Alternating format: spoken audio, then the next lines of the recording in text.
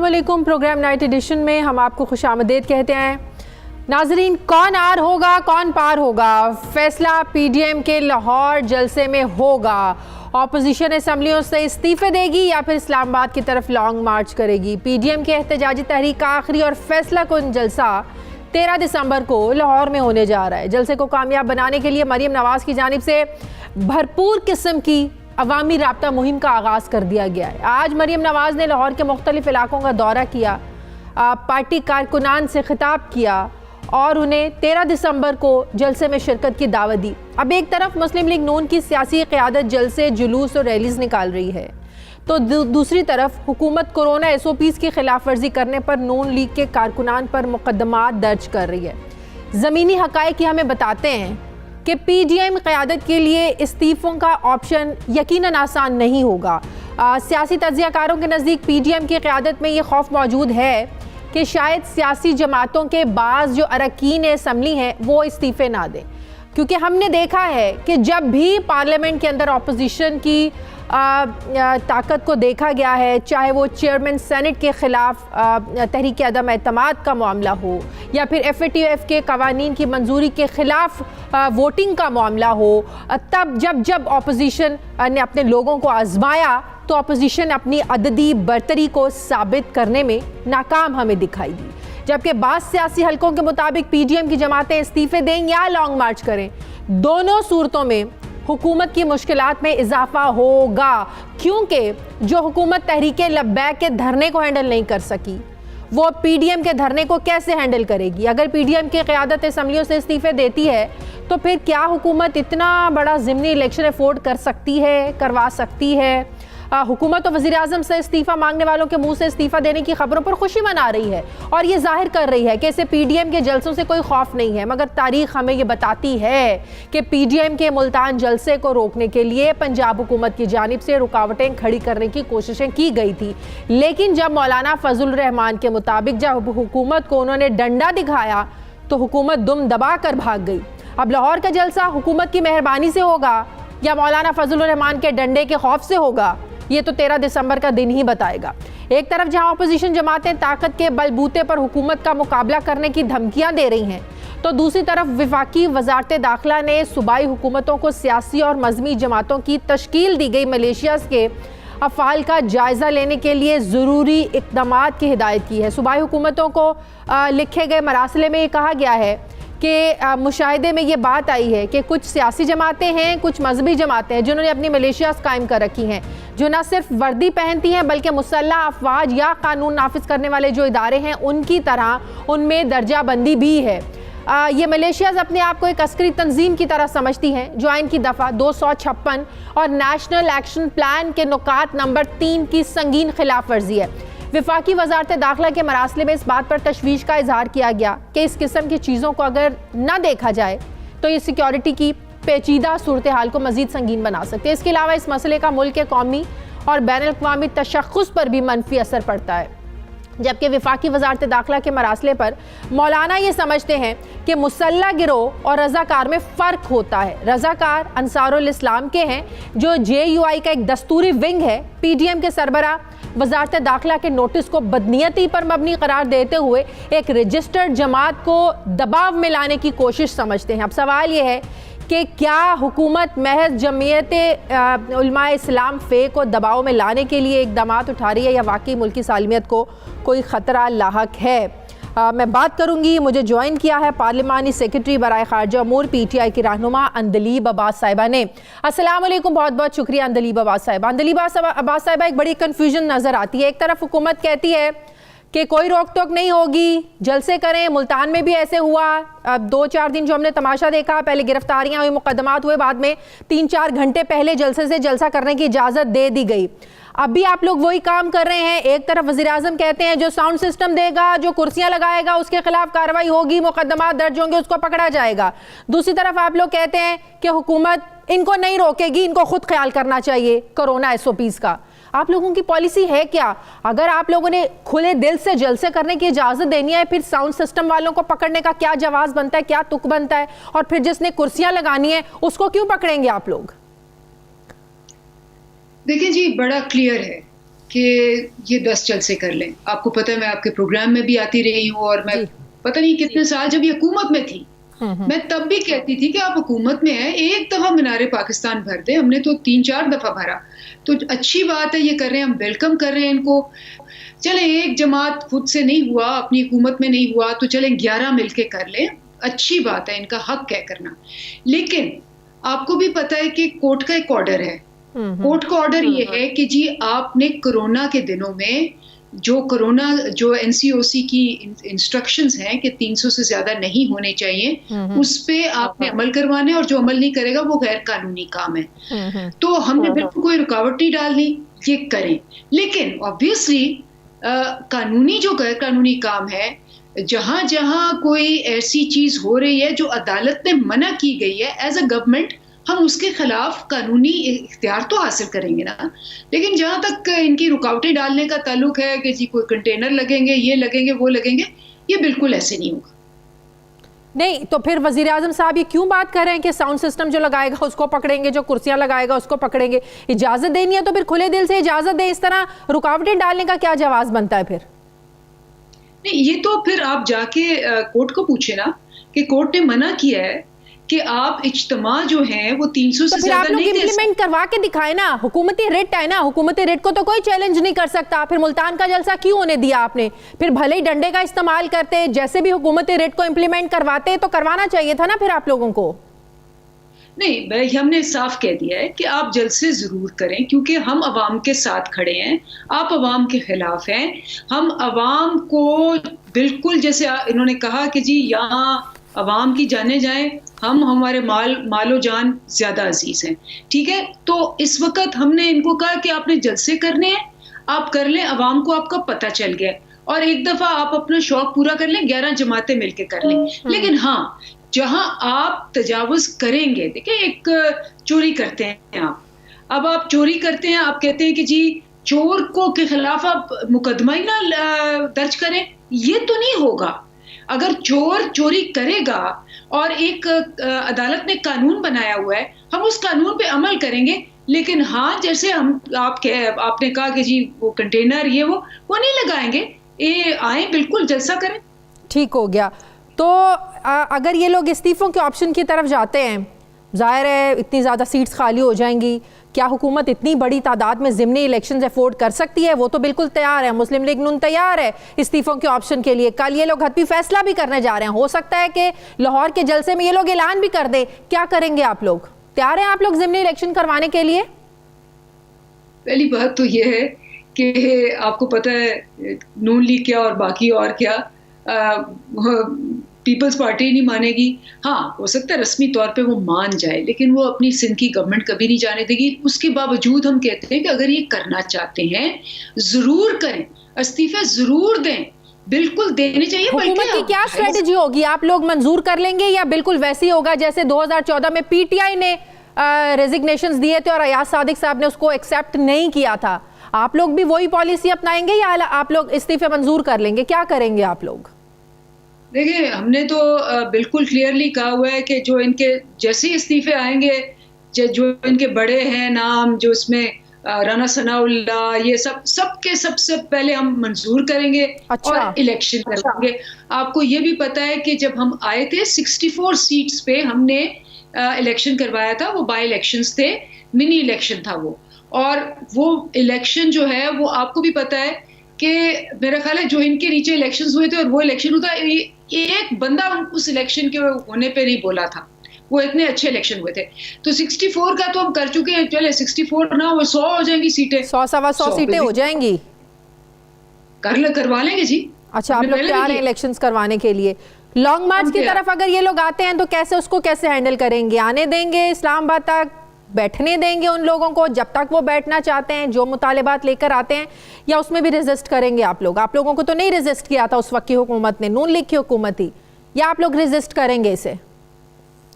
हमने भी रेजिस्ट नहीं किया। लास्ट ईयर आई थी लॉन्ग मार्च, ये आए थे, ये वहां बैठे भी रहे 13 दिन, हमने ना कुछ कहा, ना रेजिस्ट किया, ना किसी किस्म की, बल्कि जब आए तो हमने कहा कि जी अवाम तो हमारे, मतलब हम इन अवाम के साथ हैं, हमने उनके खाने का भी भिजवाए, बहुत चीजें भिजवाई थी हम, और हम बिल्कुल ऐसे ही करेंगे।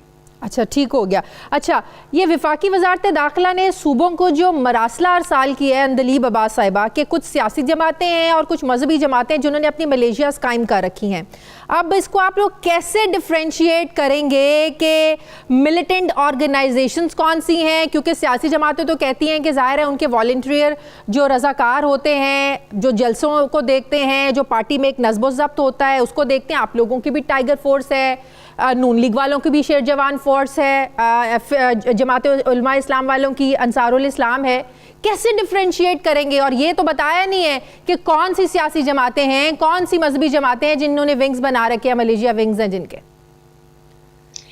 देखिए, फोर्स होना या यूथ फोर्स होना या टाइगर फोर्स होना या शेर फोर्स होना, वो तो हर जमात में होता है, उसका नाम आप जो मर्जी दे दें। हाँ। लेकिन अगर आप एक डंडा बरदार या आप जिसको कहते हैं आर्म्ड, जिसको कहते हैं, वो आप रखेंगे, चाहे वो कराची में हो या चाहे वो लाहौर में, कहीं भी हो, और आप उनकी ट्रेनिंग कर रहे हैं और आपकी एक रिप्यूटेशन भी है कि जी आप फोर्स यूज करते हैं थ्रू वेपन्स, चाहे वो डंडा वेपन है या वो आर्म्स वेपन है, तो उसके ऊपर ऑब्वियसली गवर्नमेंट जो है वो एक्शन लेती है। तो हमें मुझे अगर कोई सियासी जमात अपने रजाकारों को एक तरह का यूनिफॉर्म पहनाती है तो आप लोग कैसे उसको कहेंगे कि ये है इनके मिलिटेंट विंग्स हैं, ये मलेशिया है, ये मुसल्लह अफवाज की तरफ फौज है? आप लोग कैसे उसको डिफ्रेंशिएट कैसे करेंगे? अगर किसी पार्टी ने अपने रजाकारों को एक जैसा चले यूनिफॉर्म पहना दिया है तो क्या उसकी पहचान होगी कि ये मलेशिया जिन्होंने बना रखी है? कैसे आप लोग बताएंगे?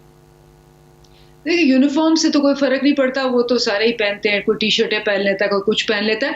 असल फर्क तो पड़ता है जो आपने खुद भी वीडियोस चलाई हैं अपने चैनल पे, जहां वो डंडों के साथ प्रैक्टिस कर रहे हैं, ट्रेनिंग कर रहे हैं कि कैसे उन्होंने कॉम्बैट करना है। तो ये तो बिल्कुल जिसको कहते हैं वाजिया है, इसकी तो शवाहिद मौजूद हैं कि जो यूनिफॉर्म पहन के और साथ असलहा बरदारी करते हैं। और अच्छा, डंडे को भी असलहा बरदारी में उसी जुमरे में आएगा? वो भी उसी जुमरे में आएगा जिसने डंडा पकड़ा हुआ है हाथ में? जी, मैं समझी। जिसने डंडा हाथ में पकड़ा हुआ है वो भी उस जुमरे में आएगा? असलहा पकड़ना उसी जुमरे में आएगा वो भी?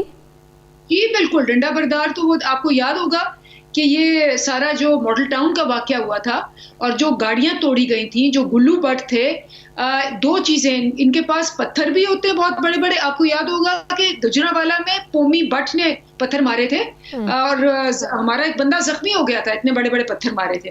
और आपको ये भी याद हो गया कि नैब पे हमला किया था मरियम ने पत्थर समेत। तो पत्थर, डंडे जो भी होंगे, जो एक जैसे मैंने कहा तो मैं उन्हीं का नाम पूछ रही हूँ ना, कौन सी सियासी जमातें हैं जिन पर आपको शुकूक शुबहात हैं, जो आप सूबाई हुकूमतों को खत लिखे हैं? कौन सी मजहबी जमातें हैं? नाम तो बताएं। देखिए, JUIF का तो डंडा बरदार फोर्स आपने वीडियोस में देखी है। नून लीग का आपने पत्थरों से पोमी भट्ट की अभी भी वीडियो मौजूद है, आप देख लें। और जिस बंदे को जख्मी किया उसकी भी वीडियो मौजूद है।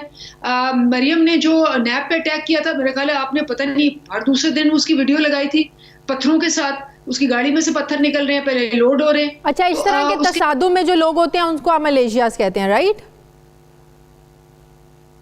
इस किस्म के तसादुम में नहीं, पार्टियों के साथ जो लोग होते हैं। तो वो टाइगर फोर्स आप लोगों की फोर्स है, आप लोगों की पार्टीज की तरफ से कभी इस तरह का कोई वाकया 2014 में कभी ऐसे नहीं हुआ था? हमारी फोर्स नहीं है, कोई इक्का दुक्का एक दो बंदों ने कर लिया होगा, लेकिन पूरी फोर्स जो ट्रेनिंग कर रही है और जिसको बताया जा रहा है, इस किस्म की कोई बात नहीं हमारी पार्टी। ठीक है, बहुत बहुत शुक्रिया अंदलीब अब्बास साहिबा हमारे साथ थी। मुझे प्रोग्राम में एक ब्रेक लेनी है नाज़रीन, वापस आते हैं एक छोटे से वक्फे के बाद।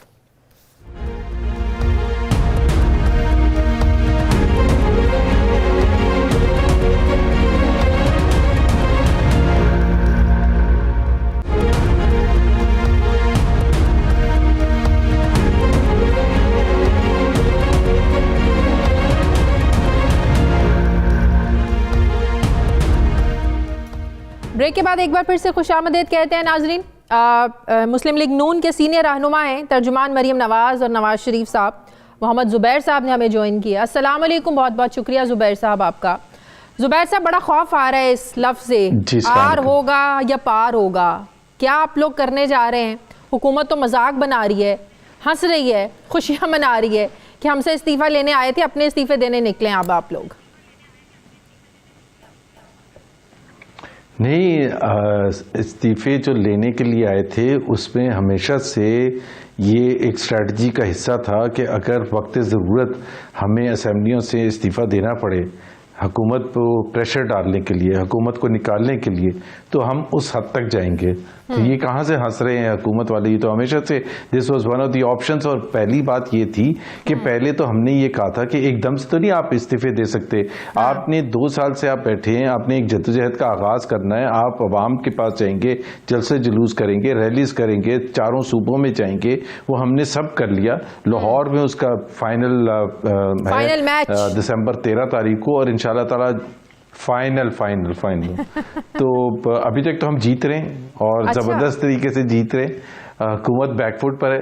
जाहिर सी बात है, देखे ना, जब वजीर आजम मुल्क का बैठ के ये कहेगा, एक सूबे के जो इख्तियारात हैं उसके हवाले से बात करेगा कि जी ये हम FIR काटेंगे, जो DJ भी होएगा, जो स्टेज भी सेट करेगा, जो दूसरे मुंतज़मीन होंगे, हम हर एक पर FIR दर्ज करेंगे। एक तो उनको इख्तियार ही नहीं है इस चीज़ का, जिस पर उनका इख्तियार होता है। जो कराची का इंसिडेंट हुआ था जिसमें उनके जो रिपोर्ट करती है एजेंसी, वो कार्रवाई कर रही थी, उसका उनको पता ही नहीं। उनकी हुकूमत है भाई। नहीं, आइन में ऐसी कोई चीज़ नहीं लिखी हुई कि वजीर आजम जो हैं अगर उन्हीं की मुंतखब पार्टी हो सूबे में तो वो उनको FIR कौन काट सकता है? FIR वजीर आजम काटते हैं। क्या हो गया? मुल्क अब बना दिए, क्या एक बनाना रिपब्लिक से भी वर्स बना दिया कि prime minister of the country will talk about कि FIR किस पर कटेगी। कैसे वो बात कर सकते हैं? उनके पास कानून ने कौन सी इजाजत दी है? आइन ने कौन सी इजाजत दी है?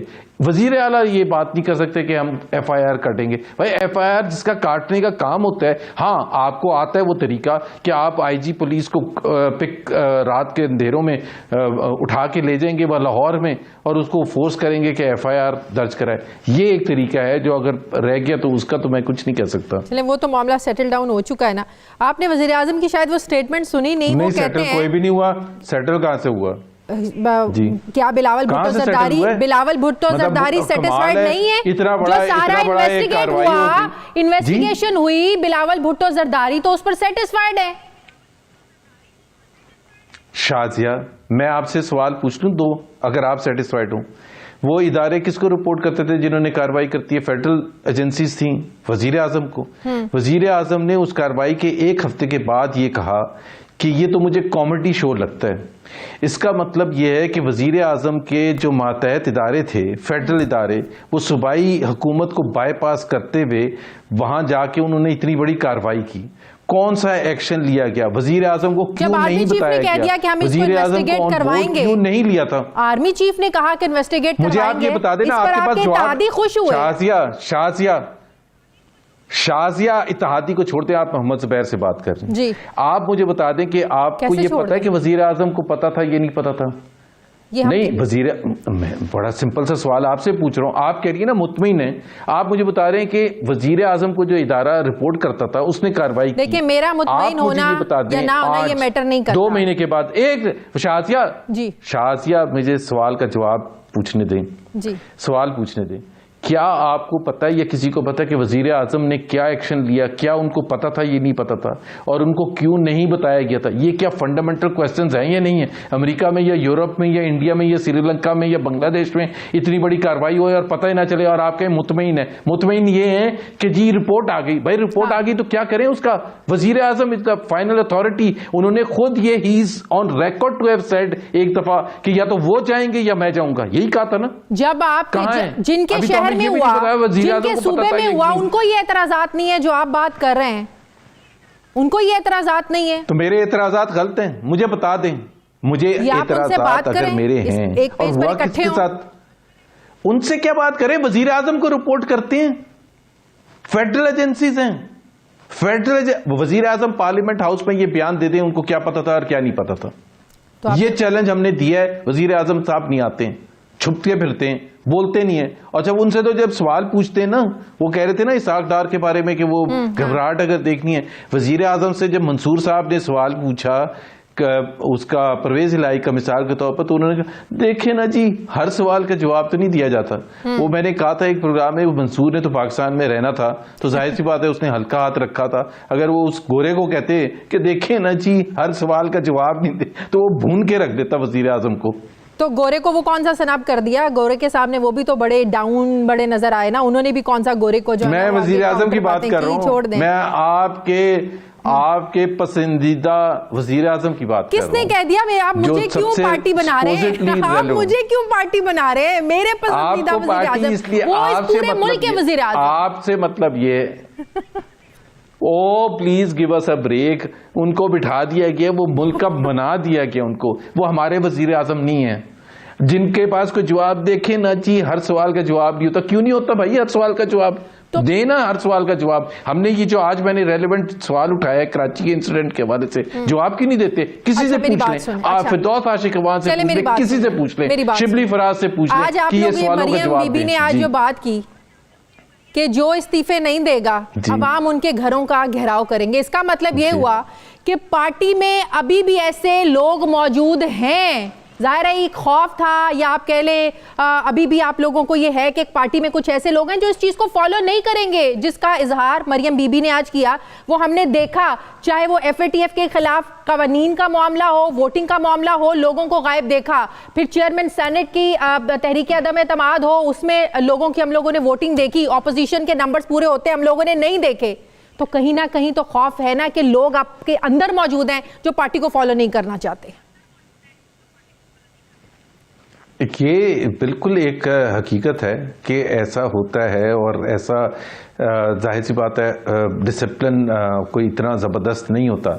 लेकिन जो याद दहानी करने की कोशिश की है मरियम नवाज ने कि वो जो MPAs या MNAs हैं वो अवाम के वोटों से और शेयर के निशान पर जीत के आए हैं, और शेयर के निशान पर अगर वो जीत के आए हैं और पार्टी डिसिप्लिन फॉलो नहीं करेंगे तो पार्टी की लीडरशिप को कुछ कहने की ज़रूरत नहीं होगी। वो अपने हलके में उनके लिए बड़ा मुश्किल हो जाएगा। और होना भी ऐसे चाहिए कि जी अगर वो कोई भी समझता है कि जी अगर वो उस पार्टी के फैसले से नहीं इत्तेफाक करता, जो कि बहुत ही कम चांसेस हैं, तो उसको मेरा ख्याल है छोड़ देना चाहिए। वैसी जबरदस्ती तो नहीं, वो पार्टी के शेयर के निशान पर मुंतखब हुआ है, लाखों लोग लाखों वोट लेके आए और उनके वोटों के साथ वो इस किस्म की बेवफाई करे, तो ये तो बिल्कुल बेसिक सी रिक्वायरमेंट है ना। पार्टी के अगर कोई फैसलों से इख्तलाफ करता है तो उसके घर का तो घेराव नहीं होना चाहिए, हर एक को अपनी राय के इजहार का नहीं, इख्तलाफ करने के तो इख्तलाफ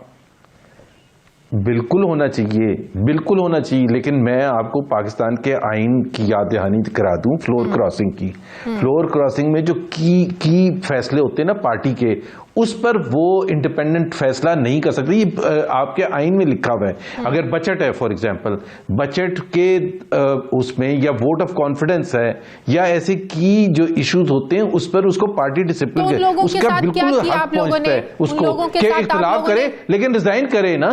उन लोगों के साथ आप लोगों ने क्या किया? रिजाइन करे, चला जाए। FATF के खिलाफ कवानीन में पार्टी का साथ नहीं दिया, वोटिंग पर उस पर साथ नहीं दिया। फिर जो तहरीक अदम एतमाद वो जो मूव चली थी चेयरमैन सेनेट के खिलाफ, उस पर पार्टी का साथ नहीं दिया। ढूंढा उन लोगों को कि कौन लोग थे वो, क्या कार्रवाई की? एक तो शाजिया बड़ा आसान होता है, आप भी बता दें अगर ढूंढ के कि कौन से 14 लोग थे जिन्होंने वो हरकत की थी। ये इतना आसान नहीं होता ना। शक हो सकता है किसी को कि जी इसने नहीं किया, इसने नहीं किया, लेकिन उसमें हतमी चीज पर कंक्लूड करना और किसी के साथ आप ये कहेंगे जी आपने नहीं वोट दिया था, तो बड़ा मुश्किल चीज है। लेकिन खुल के अगर कोई कह रहा है कि जी मैं नहीं साथ दूंगा, तो फिर तो पार्टी के पास क्या चॉइस है? पंजाब असेंबली में जो 5 या 4 मेंबर्स थे जो उस्मान बुज़दार के पास गए थे और उनकी तारीफें कर रहे थे, तो उनको हमने पार्टी से निकाल दिया था। हमने इसीलिए निकाला था कि भाई अगर आपने पार्टी का साथ नहीं देना फॉर वॉट एवर रीजन, तो फिर आप पार्टी में आपको हम एक्सेप्ट भी नहीं करेंगे। आप जाएं, रिजाइन करें और फिर वापस मुंतखब होकर आ जाएं PTI के उस पर या इंडिपेंडेंट उस पर या जिस पर भी, तो हमें कोई इतराज नहीं होगा। लेकिन हम ये नहीं कर सकते कि अवाम के वोटों के साथ सौदेबाजी की जाए और हम खामोश पूरी ऑपोजिशन में कंसेंसस है रेजिग्नेशंस के ऊपर, इस्तीफों के ऊपर? पूरी ऑपोजिशन तैयार है इस पर? क्योंकि कुछ लोग कह रहे हैं कि पीपल्स पार्टी शायद इस पर राजी ना हो। सिंध में वो गवर्नमेंट कर रहे हैं, हुकूमत कर रहे हैं सिंध में। कल इस पर फैसला हो जाएगा और पता चल जाएगा। कल ही ऐलान होगा या इसका बाकायदा ऐलान इसको सीगा राज में रखा जाएगा और ऐलान लाहौर के जलसे में करेंगे? कल ही फैसला हो जाएगा, ऐलान कर देंगे? देखिए, स्ट्रैटेजी तो पीडीएम ही के लीडर्स जो फैसला करेंगे कि जी इसका ऐलान कब करना चाहिए, इसका असर सबसे ज़्यादा कब हो सकता है। हुकूमत के लिए मुश्किलात ऐलान आज करने से या 13 दिसंबर को करने से ज़्यादा इफेक्टिव होगी, तो वो हमारी स्ट्रेटेजी का हिस्सा होगा। वो जब ऐलान फैसला करना तो कल होना है, लेकिन ओवरऑल अगर मैं आपसे फील पूछूं या पीपल्स पार्टी की पूछूं आपसे कि उनका क्या वाकई वो इस पर रेजिस्ट कर रहे हैं, वो इस्तीफों के ऑप्शन पर नहीं जाना चाहते सिवाय मौलाना के और नून लीग के, क्या ये बात दुरुस्त है? लेकिन नहीं, ये दुरुस्त नहीं। Peoples Party will do anything अच्छा, जिसमें पीपल्स पार्टी का उतना ही इंटरेस्ट है इस हुकूमत के खिलाफ, इस हुकूमत के जाने में, जितना पीएमएलएन का है या मौलाना फजलुर रहमान का या दूसरी जमातों का है।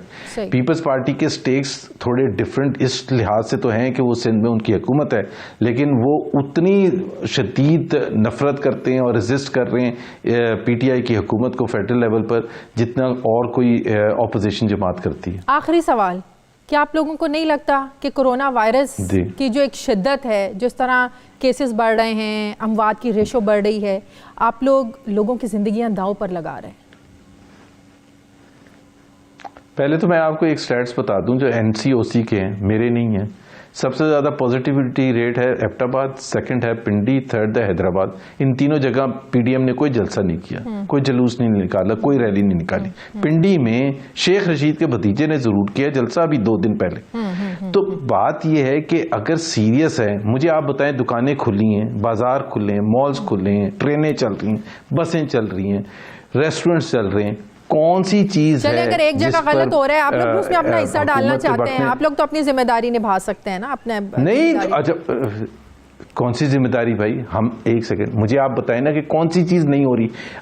मैंने जलसा जुलूस की इजाजत है ना, सिर्फ हमारे जलसा जुलूस होएगा तो एफआईआर कटेगी। शेख रशीद के भतीजे के जुलूस में जलसा जो हुआ था उसमें क्यों नहीं एफआईआर काटी? सीरियसनेस ही नहीं है, देयर इज नो सीरियसनेस। हमें तो ये भी नहीं पता कि ये नंबर्स भी सही बता रही है नहीं, ये इतनी 2 नंबर हुकूमत है कि ये पता नहीं उसको किस तरह से इस्तेमाल कर रही है, हमें तो ये भी नहीं पता। अब एनसीओसी के हेड है, वो वहां सक्कर में जाके कन्वेंशन करते हैं, कोई एसओपीज नहीं फॉलो करते, और हमारे लिए कोरोना एकदम से खतरनाक हो जाता है। ये मुझे समझ नहीं आती। कम लोग थे और काफी फासले पर कुर्सियां लगाई हुई थी। मैंने भी ये कौन डिसाइड, कोरोना ने क्या डिसाइड किया? मैंने असद उमर साहब से पूछा कि भाई ये क्या कर रहे हैं आप, तो असद उमर साहब ने जवाब दिया कि वो जो तस्वीर आई थी ना लोगों के साथ उनकी, तो वो कह रहे थे सिर्फ एक तस्वीर के लिए उन बेचारों ने अपने मुंह से मास्क उतारा और तस्वीर बनाई। फिर उन्होंने वो भी तस्वीरें मुझे भेजी जिसमें कुछ जो कुर्सियां लगाई गई थी, बहुत कम कुर्सियां थी, कम लोग थे और फासले पर लगी हुई थी।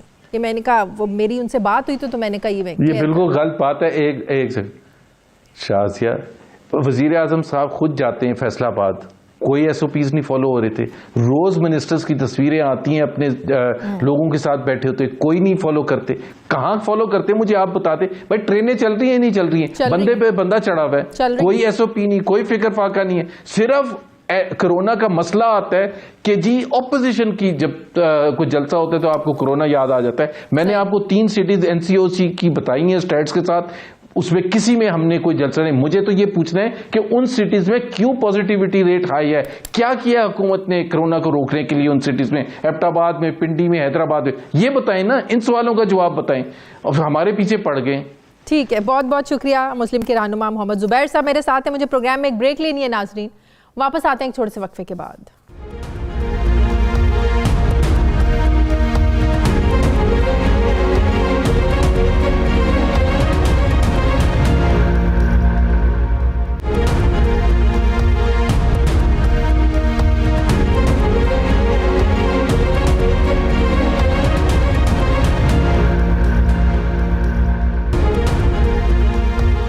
ब्रेक के बाद एक बार फिर से आपको खुशामदीद कहते हैं। नाज़रीन, मोदी सरकार के लिए मुश्किलात बढ़ती जा रही हैं। जहां बेकाबू कोरोना वायरस ने पूरी भारतीय मईशत को हिलाकर रख दिया है, वहीं अब गुज़श्ता 12 रोज़ से हम देख रहे हैं कि भारतीय किसान एहतजाज कर रहे हैं और उनका एहतजाज शिद्दत इख्तियार करता जा रहा है। किसानों और हुकूमत के दरमियान मुज़ाकरात के 5 अदवार हो चुके हैं, लेकिन मुज़ाकरात कामयाब नहीं हो सके हैं, जिसके बाद अब भारतीय किसानों ने कल पूरे मुल्क में हड़ताल का ऐलान किया है। भारतीय किसानों के इस एहतजाजी कॉल को कांग्रेस समेत 18 ऑपोजिशन जमातें और 10 ट्रेड यूनियंस की हिमायत हासिल है। भारतीय किसानों का ये मौक़िफ़ है कि जब तक हुकूमत मतनाज़े किसान मुखालिफ जो कवानीन हैं उनको वापस नहीं ले लेती, उस वक्त तक वो धरने पर बैठे रहेंगे। मोदी सरकार ने घुटने टेकते हुए मतनाज़े कवानीन में तरमीम की यकीन दहानी करवाई है, लेकिन किसान इसको भी मानने को तैयार नहीं है। भारतीय किसानों की अपनी हुकूक के लिए जारी इस तहरीक को आलमी हिमायत भी हासिल है। गुज़श्ता हफ्ते तक सिर्फ कनाडा के वज़ीर-ए-आज़म जस्टिन ट्रूडो की तरफ से भारतीय किसानों की तहरीक के हिमायत में एक बयान सामने आया था, लेकिन अब हम देख रहे हैं कि बहुत से ममालिक ऐसे हैं जहां इस तहरीक की हिमायत में मुजाहिरों का सिलसिला जारी है। गुज़श्ता रोज़ भी सिख कम्युनिटी की जानिब से लंदन में भारतीय हाई कमीशन के बाहर मुजाहरा हुआ। इस तरह सैन फ्रांसिस्को में भी भारतीय शहरियों ने किसानों की हिमायत में रैली निकाली। फिर ऑस्ट्रेलिया में, न्यूजीलैंड में भी भारतीय किसानों की हिमायत में प्रोटेस्ट हुआ, जबकि बरतानिया की मुख्तलिफ सियासी जमातों के 36 अरकान पार्लियामेंट ने जोर दिया है कि सेक्रेटरी खारजा ये मामला इंडियन वज़ीर आज़म के साथ उठाएं। इसी तरह अक़वाम मुत्तहिदा ने भी भारतीय किसानों की हिमायत की है। किसानों की इस तहरीक को आलमी हिमायत मिलने के बाद यकीनन मोदी सरकार पर दबाव बढ़ रहा है और मोदी सरकार बुखलाहट का शिकार हो रही है। इस बुखलाहट को दूर करने के लिए भारत में किसानों की इस एहतजाज को खालिस्तान तहरीक का रंग भी दिया जा रहा है और ये तासुर पाया जा रहा है कि ये एहतजाज खालिस्तान तहरीक का रुख इख्तियार कर सकता है, क्योंकि इसी एहतजाज के दौरान भारतीय पंजाब के वज़ीर आला कैप्टन अमरिंदर सिंह की वज़ीर दाखिला अमित शाह के साथ होने वाली मीटिंग नतीजा खेज साबित नहीं हुई है। और फिर इस मुलाकात के बाद कैप्टन अमरिंदर सिंह ने कहा है कि दिल्ली सरकार को सिखों के जो मसाइल हैं इनका हल निकालना होगा, वरना इससे भारतीय सलामती को ख़तरात लाहक हो जाएंगे। भारतीय तज्ज़ियाकार मुल्क की सलामती को ख़तरात के इशारे को खालिस्तान तहरीक से ताबीर कर रहे हैं, जबकि भारतीय मीडिया के रिपोर्ट्स के मुताबिक दिल्ली में एहतजाज करने वाले जो किसान हैं ये सिख धर्म के 10वें और आखिरी गुरु गोबिंद सिंह की पेशगोई को अपने खिताबात में दोहरा रहे हैं। इस पेशगोई के मुताबिक गुरु गोबिंद सिंह ने कहा था कि एक वक्त आएगा जब तमाम सिख अपने इख्तलाफात को भुलाकर दिल्ली पर चढ़ाई करेंगे और इसके नतीजे में खालिस्तान राज दिल्ली में कायम हो जाएगा। जबकि यह एहतजाज सिर्फ भारत में नहीं हो रहा, पूरी दुनिया में मौजूद जो सिख कम्युनिटी है भारतीय हुकूमत के खिलाफ आवाज़ें बुलंद कर रही है। आलमी मीडिया में रिपोर्ट हो रहा है कि भारतीय किसानों के साथ इज़हार यकजहती के लिए बैरून मुल्क मौजूद सिख कम्युनिटी भी भारतीय पंजाब को अलग रियासत खालिस्तान बनाने का मुतालबा कर रही है। अब सवाल ये है कि क्या भारतीय किसानों की एहतजाज जो है ये आगे बढ़कर वाक़तन खालिस्तान तहरीक का रुख इख्तियार कर सकता है? ये एहतजाजी मुजाहरा जो है ये दिल्ली के लिए कितना ख़तरनाक साबित हो सकता है? मैं बात करूंगी, मुझे ज्वाइन किया है चेयरमैन पंजाबी सिख संगत गोपाल सिंह चावला साहब ने। अस्सलाम वालेकुम गोपाल साहब आपका। गोपाल साहब, हम देख रहे हैं कि पिछले 12 रोज़ से जो एहतजाज हो रहा है, बहुत से ममालिक हैं जो किसानों के इस एहतजाज को सपोर्ट कर रहे हैं। जब से कैनेडियन प्राइम मिनिस्टर ने जस्टिन ट्रूडो ने इसको सपोर्ट किया है, फिर हमने देखा कि भारत ने वहाँ जो सफ़ीर है उसको बुलाकर एहतजाज भी रिकॉर्ड करवाया। उसके बाद से ये कहा जा रहा है कि ज़ाहिर है जो कनाडा है बास और सिख बिरादरी का एक गढ़ है और वहाँ से जो है ना वो आवाज़ उठ रही है कि खालिस्तान तहरीक को जो है ना सपोर्ट किया जा रहा है किसानों की एहतजाज के आड़ में। क्या कहेंगे आप इस पर? जी बहुत शुक्रिया जी। इसमें कोई शक नहीं कि जो कनाडा गवर्नमेंट है उसने हमेशा ही सच को सपोर्ट किया है, तो अब इस वक्त भी अगर वो सपोर्ट कर रहे हैं तो वो सिख कौम को नहीं, वो सच को सपोर्ट कर रहे हैं। और किसान जो हमारे भाई हैं ये पिछले 12 दिनों से जो सरापा एहतजाज हैं, जो सड़कों के ऊपर हैं, इनकी मजबूरी बन गई है। यानी कि वो कहते हैं कि बर्दाश्त आप करें मगर किस हद तक करेंगे। आखिर एक दिन ऐसे आ जाता है कि आपको करना पड़ता है, आपको निकलना पड़ता है, आपको एहतजाज करना पड़ता है। और जो है हमारा सिख मजहब जो है, मैं आपको एक चीज बताता चलूं कि 1947 से लेकर आज दिन तक हमें वहां पे सिख सुख का सांस नहीं आया। इंडिया ने हमें आजादी से जीने का आज तक हक नहीं दिया। 1952 के उनके एक्ट के मुताबिक, कानून के मुताबिक उन्होंने जो सिखों को बालों वाला हिंदू करार दे दिया। 1984 में उनका हमारे गोल्डन टेम्पल पे हमला करना ये बहुत बड़ी बात है। और मोदी जिस दिन से आया तो मोदी ने पहले दिन से कहा था कि मैंने सिखों को जीने नहीं देना, मैंने मुसलमानों को जीने नहीं देना, या पाकिस्तान जाओ या कब्रिस्तान जाओ, मैंने दलितों को जीने नहीं देना, मैंने क्रिश्चियनों को नहीं जीने देना। तो वो अपना जो उसका विजन था वो पूरा कर रहा है। अभी जो यानी कि आप देख लें कि पंजाब में सिखों को नशों पे लगाया जा रहा है, वहां पे कभी किसी चीज का नाम लेते हैं कि वो पाउडर भेजते हैं, ये पाउडर जो है वो दिल्ली में बन के तैयार होके सिख नौजवानों को, सिख बच्चों को दिया जाता है, उनको नशों पे लगाया जाता है। तो सिखों ने हर चीज बर्दाश्त की। हमारे गुरु ग्रंथ साहब जो हमारे आखिरी गुरु हैं उसके बेअदबी का गोपाल साहब, यकीनन आपके बात है। पंजाब में, इंडिया में आपकी जो सिख बिरादरी है, आपके जो भाई हैं वहाँ पे, उनसे ताल्लुकात होंगे, रवाबित होंगे आपके। क्या वाकई वहाँ पर अब खालिस्तान तहरीक का आगाज़ हो चुका है? क्या वाकई सिख बिरादरी अपना ये मुतालबा पूरा करवाने के लिए बाहर निकल पड़ी है, पुरज़्म है अब की बार? जी बिल्कुल ऐसे, इसमें कोई शक नहीं कि 1984 में जब गोल्डन टेम्पल पे हमला हुआ था तो हमारे महबूब लीडर, हमारे नेशनल हीरो संत जरनैल सिंह जी खालसा पिंडरा वाले ने कहा था कि जिस दिन दरबार साहब पे हमला होगा उस दिन खालिस्तान का नींव पत्थर रखा जाएगा। नींव पत्थर तो 84 में ही रखा गया था, मगर फिर भी जो सिख है उनको समझ नहीं आ रही थी हमने करना क्या है। अब इसमें कोई शक नहीं कि सिखों का जो बुनियादी हक है, वहां पे जितने भी सिख हैं वो किसान है, तो किसानों से उन्होंने अपना हक छीन लिया कि आपका जो जिनस है, आपका चोना है, आपका जो कणक है, इसको गवर्नमेंट नहीं खरीदेगी। तो गवर्नमेंट खरीदती थी तो लोग खुशहाल थे, चलो कुछ ना कुछ गुजारा होता था। अब इन्होंने वो भी छोड़ दिए। तो जो खालिस्तान का आप कह रही हैं इसमें कोई शक नहीं कि अब हर गली गली से, अब हर मोहल्ले से, तो वो जो गुरु गोविंद सिंह की एक पेशन गोई थी कि सिख धर्म के 10वें और आखिरी गुरु, उन्होंने कहा था कि एक वक्त आएगा कि तमाम जो सिख बिरादरी है अपने इख्तलाफात भुलाएगी और दिल्ली की तरफ चल निकलेगी। आप समझते हैं कि वो वक्त आ गया और उनकी पेशन गोई तो जो थी वो दुरुस्त साबित होने जा रही है? बिल्कुल बिल्कुल ऐसे है, बिल्कुल ऐसे। हमारी गुरबानी कहती है कि राज बिना ना धर्म चले, धर्म बिना सब दले मले। तो अब राज के बगैर तो धर्म है ही नहीं। हमारे साथ तो वादा किया गया था कि आपको अपना खालिस्तान देंगे। अब खालिस्तान का हमें दिन चाहिए था, तो अब ऐसा दिन आ गया कि सब इकट्ठे हो गए। आप देखें England, Canada, Germany, America, Australia, जितने भी सिख हैं सब इकट्ठे हो गए और पंजाब के सिख सब इकट्ठे हैं। हम पाकिस्तानी सिख अपने भाइयों के साथ हैं और इंशाल्लाह ये जो एहतजाज है ये खालिस्तान बना के छोड़ेगा, ये इंडिया के टोटे टोटे करके छोड़ेगा। और जो मोदी है वो इंडिया का गुरबचौफ है, वो इंडिया के टुकड़े टुकड़े करवा के छोड़ेगा और अनकरीब इंशाल्लाह खालिस्तान बनेगा। कल जो पूरे मुल्क में, इंडिया में जो है ना वो मुल्क गिर हड़ताल का ऐलान किया है पूरे किसानों ने, आपको लगता है कि हालात कशीदा हो सकते हैं बहुत ज्यादा कल? जी बिल्कुल हो सकते हैं, क्या हो चुके हैं, मगर इंडिया का जो बिकाऊ मीडिया है वो ये चीजें दिखा नहीं रहा है। सोशल मीडिया पे बाज इलाकों में स्टैंप पाबंदी है, मगर उसके हालात बहुत ज्यादा खराब है। मैं कहता हूं कि अब मोदी ने खुद सर पकड़ लिया है कि अब वो कैसे जान छुड़ाए, मगर उसकी जान अब छूटेगी नहीं। अब खालिस्तान बन के रहेगा इंशाल्लाह। जैसे हमें मैं कहता हूं कि इंडिया में जितने भी लोग परेशान हैं, मैं जैसे पाकिस्तानी होने पे मुझे फख्र है, पाकिस्तान में हम आजाद हैं, पाकिस्तान में हमें प्यार मिलता है, ऐसे ही इंशाल्लाह इंडिया में भी हम आजाद होंगे, इंडिया में हम जबरदस्ती प्यार लेंगे और खालिस्तान बना के रहेंगे इंशाल्लाह। बहुत बहुत शुक्रिया गोपाल सिंह चा मेरे साथ। नाज़रीन, मुझे प्रोग्राम में एक ब्रेक लेनी है, वापस आते हैं छोटे से वक्फे के बाद।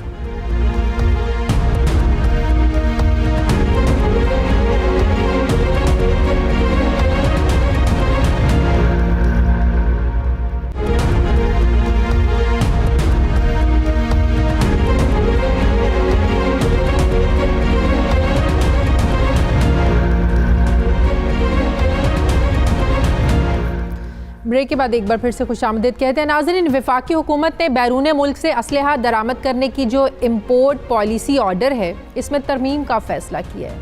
ज़राए का दावा है कि हुकूमत ने यह फैसला असलहा डीलर्स के मुतालिबे पर किया है, क्योंकि गैर मुल्की असलहा साज और डीलर्स हुकूमती इजाज़त के बगैर असलहा फ़रोख्त करने को तैयार नहीं है, जिसकी वजह से मुल्क भर के असलहा डीलर्स और फ़र्द वाहिद की जानिब से असलहा इंपोर्ट करने का जो सिलसिला ये बंद हो गया, जबकि कई जो ऑर्डर्स थे वो भी कैंसिल हो गए हैं। ज़राए का ये दावा है कि कस्टम हुकाम की जानिब से भी हुकूमती इजाज़त के बगैर दरामदी असलहे की निगरानी पर तशवीश का इजहार किया गया था। आपको हम ये बताएं कि वजारत दाखिला ने इम्पोर्ट पॉलिसी ऑर्डर 2020 के तहत असलहा डीलर्स और किसी भी फ़र्द को वजारत तिजारत की मंजूरी के बगैर बराह रास्त असलहा दरामद करने की इजाज़त दे दी थी, जिस पर अब तहफ़्फ़ुज़ात हुए, जिसके बाद एक नई तरमीमी पॉलिसी बनाई गई है। इस तरमीमी पॉलिसी में आज़ाद कश्मीर, गिलगित बल्तिस्तान समेत 4 सूबों को भी खुसूसी किरदार दिया गया है। ज़राए का ये दावा है कि वजारत दाखिला ने वफाकी काबीना से नई शर्त के साथ असलहा दरामद करने की सिफारिश की है, जिस पर हतमी जो फैसला है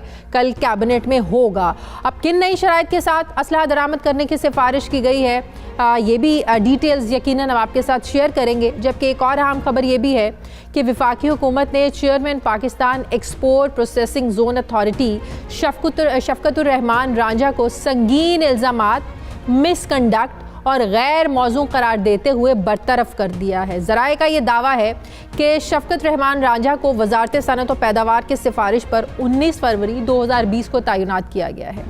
सवाल ये है कि शफकतुर रहमान रांझा अगर गैर मौजू थे तो 10 महीने पहले शॉर्ट लिस्टिंग और इंटरव्यू हुआ, उस दौरान इस बात को इग्नोर क्यों किया गया? क्या तब ये तकर्रुरी सिफारिश की बुनियाद पर की गई थी, तब मेरिट को इग्नोर किया गया था? इस सब पर मैं बात करूंगी। मुझे ज्वाइन किया है इस्लामाबाद के ब्यूरो चीफ सुहेल इकबाल भट्टी ने। अस्सलाम वालेकुम, बहुत बहुत शुक्रिया सुहेल आपका। सुहेल, जो पॉलिसी पहले बनाई थी इस पर तनकीद पहले भी हुई थी कि इजाज़त के बगैर अब असलहा इंपोर्ट करने की इजाज़त दे रहे हैं। अब क्या ज़रूरत पेश आई कि हुकूमत तरमीम करने जा रही है और किन सिफारिशात पर अब असलहा इंपोर्ट करने की इजाज़त देने जा रहे हैं ये लोग? शाज़ी, मामला ये है कि मुल्क भर के जो असलहा डीलर्स हैं वो बहुत इन्फ्लुएंशियल हैं। उनका एक बहुत अरबों रुपए का कारोबार इस इंडस्ट्री के साथ जुड़ा हुआ है। इससे पहले वजारत तिजारत की जानिब से असला इंपोर्ट करने के लिए, वो कोई असलहा डीलर हो या कोई इंडिविजुअल हो, अगर वो असला इंपोर्ट करना चाहता है तो उसे वजारत तिजारत से इजाज़त हासिल करना पड़ती थी, बाज़ाब्ता NOC जारी होता था। ताहम सरकारी तरीक़ेकार है, उसमें बहुत सी रुकावटें आती हैं, तख़ीर का सामना भी करना पड़ता था और कुछ वजारत तिजारत के अफसरान अनड्यू डिले भी करते थे, जिसकी वजह से उन बासर असलहा डीलर्स ने मुतलका हुकाम को कन्विंस किया कि आप इस कंडीशन को वेव ऑफ कर दें और बराह रास्त इजाज़त होनी चाहिए इंपोर्ट पॉलिसी के तहत कि कोई भी असला डीलर या इंडिविजुअल जो गैर ममनुआ असला है वो उसको बैरून मुल्क से मंगवा सकता है। पाकिस्तान तहरीक इंसाफ की हुकूमत में उसके तरमीमी ऑर्डर के जरिए से उसको इम्प्लीमेंट किया गया और इस कंडीशन को ख़त्म कर दिया गया। उसके बाद बहुत से असला डीलर्स ने ऑर्डर किए, उनके ऑर्डर्स कैंसिल हो गए।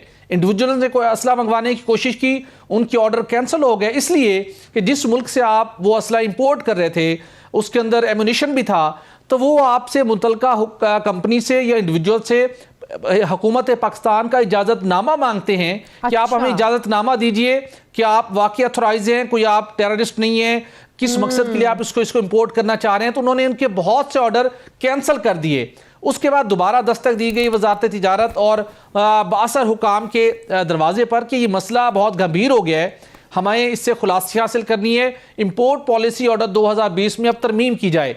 अब वजारत तिजारत ने दोबारा समरी अरसाल की है वफाकी काबीना को और उसके अंदर कुछ नए तरीक़ेकार वज़े किया गया। इंटरेस्टिंग ये है कि पहले ये सारा मामला था वफाकी हुकूमत के पास, अब सूबों ने कहा कि हमारी इजाज़त के बगैर अगर कोई सिंध का कराची का असला डीलर है तो वो वजारत तिजारत से NOC क्यों ले। तो फिर वजारत दाखिला ने यह फैसला किया कि अब हम ऐसा कर लेते हैं कि आप आज़ाद जम्मू कश्मीर और गिलगित बल्तिस्तान के लिए और वो इस्लामाबाद कैपिटल टेरिटरी का NOC हम जारी करेंगे, बाकी मुतलका सूबों के जो लोग होंगे वहां से NOC हासिल सूबों करेंगे। की जो मजाज अथॉरिटी होंगी वो लेटर इशू करेंगी तो आपको इंपोर्ट करने की इजाजत होगी, वो फिर सूबे मजाज होंगे।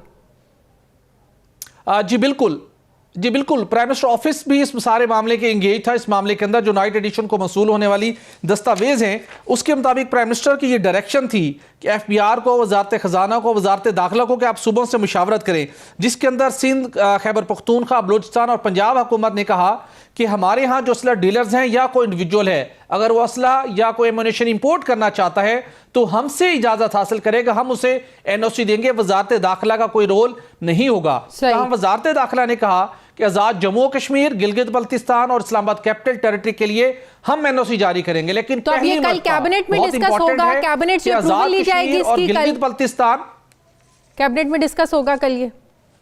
जी बिल्कुल, इसके अंदर इंपॉर्टेंट इस तजवीज़ के साथ कि दीगर चारों सूबों के साथ साथ आज़ाद कश्मीर और उसके साथ गिलगित बल्तिस्तान के हुकाम भी खुद अपने कंसर्न के लिए NOC जारी करेंगे। वजारत दाखिला का किरदार सिर्फ और सिर्फ इस्लामाबाद कैपिटल टेरिटरी की हद तक होगा। समरी इरसाल कर दी गई है, कल वफाकी काबीना इस मामले के ऊपर हतमी फैसला करेगी। सही। अच्छा, जो दूसरी खबर है सुहेल के chairman Pakistan export processing zone authority Shafqatur Rehman को संगीन इल्ज़ामात उन पे लगे, क्या लगे वो भी बताइए, मिसकंडक्ट उन्होंने कैसे किया ये भी बताइए, फिर गैर मौजूद अब उन्हें क्यों करार दिया जा रहा है? जब 2019 में उनका इंटरव्यू हुआ, उनकी तकर्री हुई, तब मेरिट को क्यों जो है ना वो इग्नोर किया गया? क्या ये सारा मामला? शादिया, ये बड़ा परेशान कुन मामला है और एक्सपोर्ट प्रोसेसिंग जोन अथॉरिटी बहुत ही अहमियत की हामिल है, क्योंकि ये वो अथॉरिटी है जो पाकिस्तान की एक्सपोर्ट बढ़ाने के अंदर कलीदी किरदार अदा करती है। बहुत सी सनतों को इनकरेज करती है, फैसिलिटेट करती है, और पाकिस्तान तरीके इंसाफ हो या माजी की हुकूमतें हों, सबका यह हदफ रहा है कि हमने अपनी एक्सपोर्ट में इजाफा करना है। तो उस लिहाज से जब आप इस इदारे का चेयरमैन अपॉइंट करते हैं तो आप बेहतरीन रेलेवेंट तजर्बे का हामिल मौजूद तरीन उम्मीदवार का आप चुनाव करते हैं ताकि वो एक्सपोर्ट प्रोसेसिंग जोन अथॉरिटी को लीड करे, पाकिस्तान की एक्सपोर्ट्स में इजाफा हो, इन्वेस्टर्स को, इंडस्ट्रियलिस्ट को, बिजनेसमैन को फैसिलिटेट करे। लेकिन बदकिस्मती के साथ पाकिस्तान तरीके इंसाफ के दौरे हुकूमत में इस सारा ये प्रोसेस हुआ, एडवर्टीजमेंट हुई, शॉर्ट लिस्टिंग हुआ, इंटरव्यू हुआ। 19 फरवरी 2020 को chairman Pakistan export processing union authority Shafqatur Rehman Ranjha साहब को अपॉइंट किया गया। और आप ये सुनकर हैरान होंगी, वजारत सनत और पैदावार ने इनको मौजूद तरीन उम्मीदवार करार दिया था। अच्छा। उन्हीं की रिकमेंडेशन के ऊपर ये अपॉइंट हुए, लेकिन जब उन्होंने अपने तौर पर काम शुरू किया तो वजारत सनत और पैदावार को इनके ऊपर इल्जामात हैं कि इन्होंने बोर्ड के इख्तियारात खुद इस्तेमाल किए, इन्वेस्टर्स, बिजनेसमैन, इंडस्ट्रियलिस्ट को फैसिलिटेट नहीं कर रहे। सैकड़ों तहरीरी शिकायत आई, इन्होंने इंडस्ट्रियलिस्ट के लिए फीस में इजाफा किया बोर्ड की मंजूरी के बगैर, फिर खुद से फीस वापस ले ली, और ये इनकी सलाहियत ही नहीं है कि वो चेयरमैन बतौर chairman export processing zone authority काम कर सकें, इसको लीड कर सकें। इस मामले की बाज़ाब्ता तौर के ऊपर इंक्वायरी हुई, वजारत सनत और पैदावार के अंदर इंक्वायरी कमेटी बनी, सवाल जवाब का सिलसिला हुआ। दस्तावेज ये कहती है कि वजारत सनत और पैदावार ने अब इनके ऊपर अदम एतमाद का इजहार कर दिया है, क्योंकि इन्होंने बोर्ड के इख्तियारात को इस्तेमाल किया। बहुत से ऐसे लेटर्स जारी हुए जो इन्होंने एक इंक्वायरी कमेटी के सामने कहा कि ये मैंने जारी नहीं किए, जबकि तब ये मेरिट पर इनकी तकर्री हुई थी। लेटर चेयरमैन की मंजूरी से जारी हुई फरवरी 2020 में, 10 महीने पहले। क्या ये मेरिट पर तकर्री थी या किसी के दबाव पर, सिफारिश पर इनकी तकर्री थी? देखिए, यही सबसे बड़ा मसला है। ये वो हमारा क्राइटेरिया, तरीकेकार है जब आप मनूवरिंग कर ली जाती है इंटरव्यू की स्टेज के ऊपर, वहां जब शॉर्ट लिस्टिंग होती है उस वक्त तरीकेकार को फॉलो किया गया था, और उस वक्त वजारत सनत और पैदावार ने उनको मौजूद तरीन बेहतरीन उम्मीदवार करार देते हुए उनका इंतखाब करवाया। अब उनको 5-6 माह बाद शिकायतें मसूल हुई तो उन्होंने ये रियलाइज किया कि ये मौजूद उम्मीदवार नहीं है, ये रन ही नहीं कर सकते, इनएफिशिएंट हैं, तमाम इंडस्ट्रियलिस्ट इनके खिलाफ हो चुके हैं, चूंकि इन्हें इस काम का अंदाजा नहीं है और मिसकंडक्ट कर रहे हैं, उसके साथ मिसकमिटमेंट कर रहे हैं, मिसगाइड कर रहे हैं अथॉरिटी को। इंक्वायरी हुई, इंक्वायरी के अंदर अपने इल्जामात को दुरुस्त साबित नहीं कर सके।